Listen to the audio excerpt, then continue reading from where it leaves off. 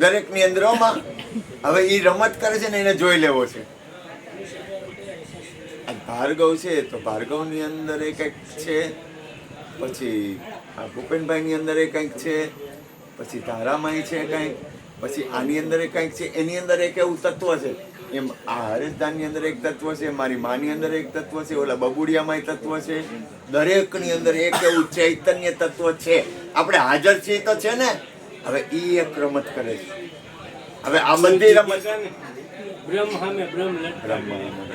હવે એ જે ચૈતન્ય તત્વ છે ને અહીંયા આપણું ધ્યાન હોવું જોઈએ. કારણ કે આપણે માણવા આવ્યા છીએ પરમાત્માને. હવે એને પરમાત્મા નામ આપો, એને ગુરુ નામ આપો, એને હરિ નામ આપો, એને ભાર્ગવ નામ આપો, એને ધવલ નામ આપો, એને ગીતા નામ આપો, એને હરસ નામ આપો, એને મારી બેન ભાવના નામ આપો, એને હરસ નામ આપો, ભૂપેનભાઈ નામ આપો, એને જલારામ નામ આપો, એને જયંતિભાઈ નામ આપો, એને આ ભાઈ જયેશભાઈ નામ આપો, એને કૃષ્ણ નામ આપો, એને કોઈ પણ નામે એ એક જ છે. એને મોહન નામ આપો, પણ એ એક જ છે. એ એક જ પરમ તત્વ દરેકની અંદર બિરાજે. હવે આપણે આવ્યા છે શું કરવા? તો કે એ પરમાત્માને માણવું.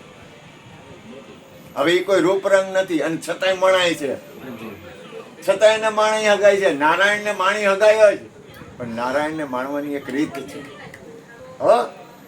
હવે એ જે રીત છે ને એ રીત છે ને એ આપણને શું દેખાય છે કે આ બધી રમત, એટલે આપણે ક્યાં રોકાય છે? રમતમાં.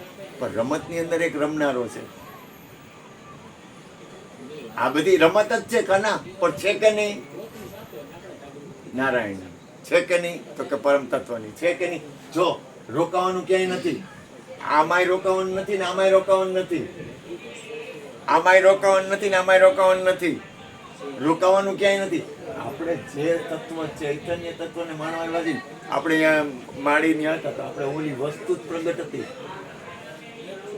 એટલે આપણને આનંદ આવતો હતો. એમ અહીંયા એક વસ્તુ પ્રગટ છે જ, એમ દરેક જગ્યાએ એક વસ્તુ એવી છે જે પ્રગટ જ છે. જેને કોઈ શક્તિ નામ આપો, જેને કોઈ પરમાત્મા નામ આપો, જેને કોઈ ગુરુ નામ આપો, જેને કોઈ ભક્ત નામ આપો, જેને કોઈ આદ્ય શક્તિ નામ આપો, ગમે એ નામ આપો, પણ દરેક નામે એક એવું ચૈતન્ય તત્વ દરેકની અંદર બિરાજે છે. હવે ને માણી લેવો ને, ખાલી માણવાનો છે. सबको नाच नचाता फिर भी नजर वो नहीं आता. ऐसी दुनिया को बनाने वाला कौन है? हाँ बोले बोले है मारे न बोलो बापू बोले मारे न बोलो काय